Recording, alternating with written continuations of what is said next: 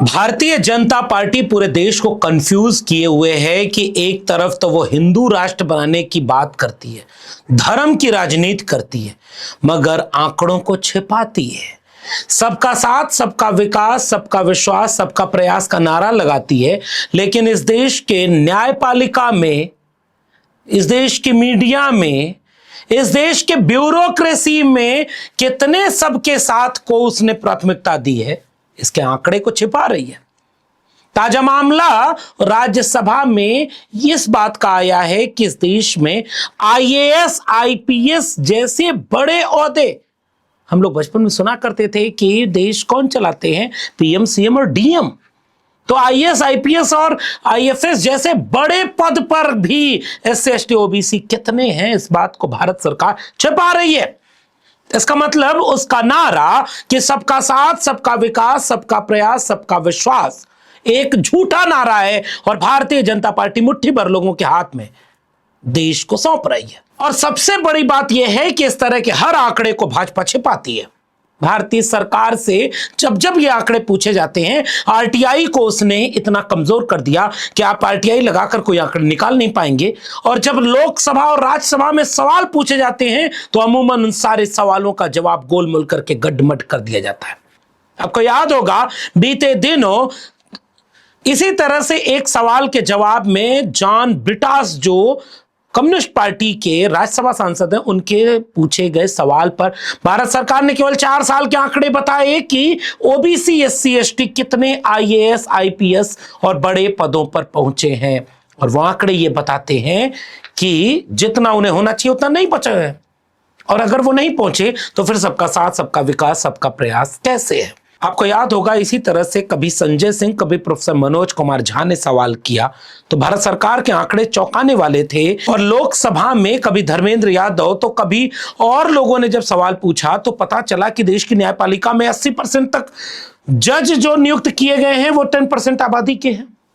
देश के विश्वविद्यालयों में 80% एससी, एसटी, ओबीसी के पद खाली पड़े हैं। फिर ये सबका साथ, सबका विकास, सबका प्रयास, सबका विश्वास कैसे है। भारतीय जनता पार्टी केवल एक अम्ब्रेला ऊपर से बनाती है ताकि देखने में लगे कि वो राष्ट्रवादी है, वो धर्मवादी है, वो सर्ववादी है, लेकिन भीतर से वो मुट्ठी भर लोगों के हाथ में सब कुछ दे रही होती है। जिस समय इस देश में ब्राह्मणवाद, जिंदाबाद के नारे लग रहे हैं। मैं आपको 2 वीडियो दिखा रहा हूं, पिछली वीडियो मैंने इसी पर बनाई भी थी। दिल्ली विश्वविद्यालय से लेकर के दिल्ली विश्वविद्यालय कैंपस के भीतर और दिल्ली विश्वविद्यालय के डिग्री कॉलेज में खुलेआम ब्राह्मण एकता, जिंदाबाद और ब्राह्मणवाद के नारे लग रहे हैं। जरा दोनों वीडियो को सुन लीजिएगा।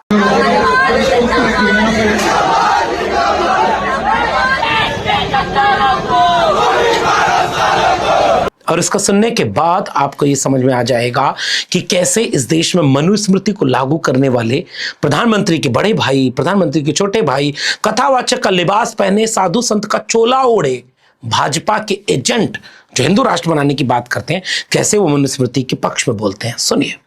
मनुस्मृति भारत का प्रथम संविधान है और मनुस्मृति में एक भी ऐसा वाक्य नहीं है जो भारतीय संविधान के विरुद्ध हो। इन सब को सुनने के बाद आइए असल में मनुस्मृति लागू कराने वाले भीतर से कौन सा आंकड़ा छिपा रहे हैं, जरा इसकी खबर को तहकीकात तो कर लीजिए। द वायर में एक रिपोर्ट छपी है जिसकी हेडिंग ही ये है कि सरकार आईएएस, आईपीएस, आईएफएस में अनुसूचित जाति, अनुसूचित जनजाति और अन्य पिछड़े वर्ग के अधिकारियों की संख्या पर टाल बटोल कर रही है।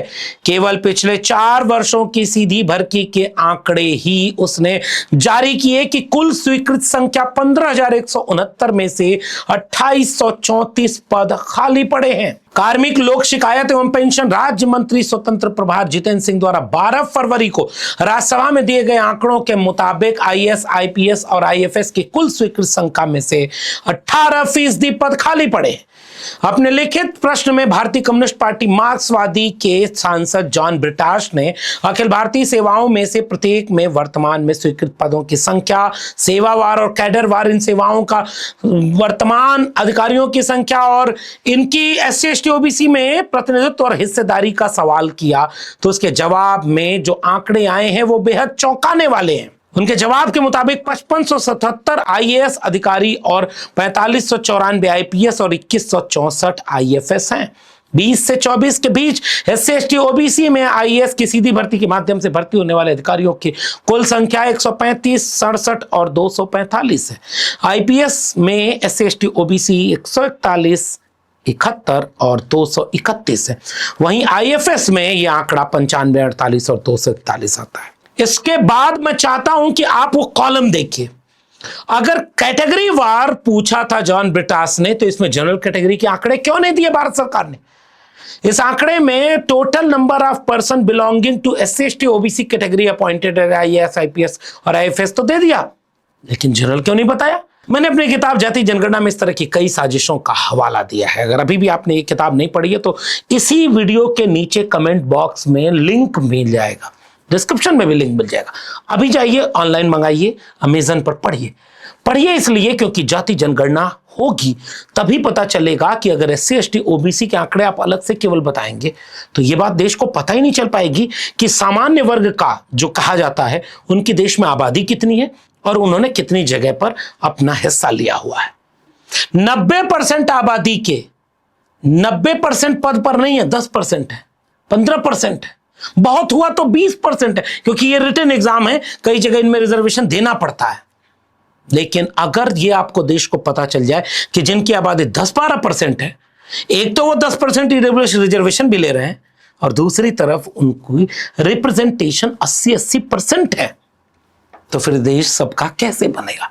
इसलिए मैंने इस किताब में बाकायदे ये बात बताई है कि न्यायपालिका, मीडिया, जुडिशरी, ब्यूरोक्रेसी, कोई भी सेगमेंट उठाकर देख लीजिए, अगर उसमें पूरे भारत की नुमाइंदगी नहीं है तो फिर ये देश सबका कैसे है? और देश में पॉलिसी कौन बना रहा है? पॉलिसी मेकिंग में अगर इस देश के 90% आबादी 10% है तो फिर देश उनका कैसे है? उनके हक में कैसे फैसला लेगा? ये सवाल देश का सवाल है। और इसीलिए सुप्रीम कोर्ट तो टिप्पणी करते हुए पिछले दिनों यह भी कहते हुए सुनाई दे रहा था कि भाई जो अनरिजर्व कैटेगरी है उसमें ओवरलैपिंग होगी कि नहीं होगी। आपने आरक्षण का एक बार फायदा ले लिया तो दोबारा आप नहीं ले सकते। और भारत सरकार यहां इस देश को यह नहीं बताने देना चाहती है कि IAS, IPS और IFS जैसे बड़े पदों पर SC ST OBC कितने % हैं। इस देश को क्यों भारत सरकार छिपा रही है?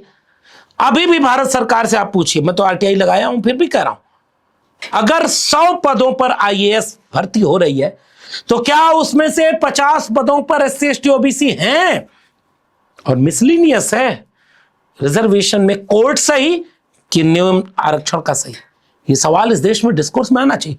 अब जरा अपनी स्क्रीन पर एक और जवाब देख लीजिए। भारत सरकार सबका साथ, सबका विकास, सबका प्रयास, सबका विश्वास, इसके पोल खोलते हुए भारत सरकार के विधि और कानून मंत्री कह रहे हैं कि निचले स्तर की जुडिशरी में 78-79% तक जो जज हैं वो केवल सवर्ण हैं।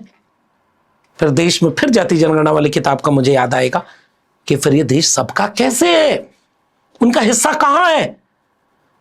ये मत कह देना कि उनमें मेरिट नहीं होती, हंस देंगे हम आपके ऊपर, क्योंकि ऐसी मेरिट क्या इम्तिहान ही नहीं होता। एकलव्य की मेरिट द्रोणाचार्यों को कभी नहीं दिखेगी, याद रखना। इसलिए मेरिट के शगुफे में न जाना। लेकिन पोल खोलो उस भाजपा और RSS के कि ये सबका साथ, सबका विकास, यही हिंदू राष्ट्र है। जब जुडिशरी में आप भारत सरकार को बता रहे हो SC ST OBC के जज कितने हैं। और पीछे चलिए, अब अपनी स्क्रीन पर जरा ये आंकड़े देखिए। इसी भारत सरकार ने पिछले दिनों लोकसभा, राज्यसभा के लिखित जवाब में बताया कि तकरीबन 80% प्रोफेसर की पोस्ट SC ST OBC की खाली है। फिर ये सबका साथ, सबका विकास, सबका प्रयास, सबका विश्वास कैसे होगा? और इसीलिए ब्राह्मणवाद जिंदाबाद के नारे लगवाए जा रहे हैं। UGC पर जो प्रोटेस्ट हो रही है उस पर मीडिया कोई बात नहीं करेगा। फिर ये देश ऐसा नहीं लग रहा कि चंद मुट्ठी भर लोगों के हाथ में गिरवी होता चला जा रहा है? और किसी ने चुटकुला सुनाया, 2 गुजराती बेच रहे हैं, 2 गुजराती खरीद रहे हैं। ऐसे ही मुट्ठी भर लोग ही देश चला रहे हैं। इस देश चलाने में मीडिया में आपकी हिस्सेदारी नहीं, जुडिशरी में हिस्सेदारी नहीं, ब्यूरोक्रेसी में हिस्सेदारी नहीं, तो फिर हिस्सेदारी है कहां? फिर पीछे से जवाब आएगा 80 करोड़ में 5 किलो अनाज लेने की लाइन में हिस्सेदारी तो है। बीमार बनकर हॉस्पिटल की लाइन में दवाई के लिए मरते हुए इंतजार करने में SC ST OBC की 90% हिस्सेदारी तो है। मजदूर किसान बनकर सस्ता श्रम मुहैया कराने वालों में SC ST OBC की भागीदारी 90% तो है। इस देश में बेकार, बीमार, लाचार, बेबस होने में 90% भागीदारी तो आपकी है। फिर सबका साथ वाला नारा आप भी लगाओ। ये हिंदू राष्ट्र की मांग तो आपके लिए ही की जा रही है। सरकार से आंकड़े मत पूछ देना कि आईएएस आईपीएस कितने बनाए तुमने पिछले 11 साल में, तुम्हें तो आरक्षण देना था। फिर ये सवाल पूछते पहुंचते चला जाएगा कि 69,000 शिक्षक भर्ती में आज तक उत्तर प्रदेश में न्याय नहीं मिला। चुनाव जैसे ही आएगा, अभी तो उत्तर प्रदेश का आने वाला, देखना पिछड़ा हृदय सम्राट, दलित हृदय सम्राट बनकर के यही भाजपा वाले आपके सामने आएंगे। और जब फिर से वो कोई झूठ बोलने आए तो ये सवाल पूछ देना। इसके लिए ये वीडियो बना रहा हूं, इसके लिए आपको आंकड़े और तथ्य दिखा रहा हूं। धर्म की आड़ में आपका हक छीना जा रहा है, राष्ट्रवाद की आड़ में आपके भीतर के सवालों को गायब किया जा रहा है, आपसे आंकड़े छिपाए जा रहे हैं, और जो आंकड़े आ भी रहे हैं उनको वैश्विक परिदृश्य पर कहा जा रहा है कि वे विश्वसनीय ही नहीं है। फिर ये देश में सबका साथ, सबका विकास, सबका प्रयास, सबका विश्वास कैसे है? भाजपा झूठ बोलो, फूट डालो और लूट लो की राजनीति कर रही है। हम खुलेआम इसका विरोध करते हैं। इसकी वजह ये वीडियो भी है। ऐसे और भी वीडियो आपको देखने को इसी चैनल पर मिलते रहेंगे। ये वाली वीडियो पसंद आई हो तो लोगों तक शेयर करना मत भूलिएगा। इस वीडियो में इतना ही। मेरे चैनल को सब्सक्राइब नहीं किया तो जाते थे चैनल को सब्सक्राइब करना मत भूलिएगा। बेल आइकॉन यानी घंटी का बटन दबाएंगे तो अगले वीडियो की सूचना मिलेगी। ज्वाइन करेंगे तो हमें ताकत और हिम्मत मिलेगी। अगर आप इस वीडियो को ट्विटर यानी एक्स या फेसबुक पर देख रहे हैं तो डॉक्टर लक्ष्मण यादव को फॉलो करना मत भूलिएगा। फिर मिलेंगे, तब तक के लिए बहुत बहुत धन्यवाद।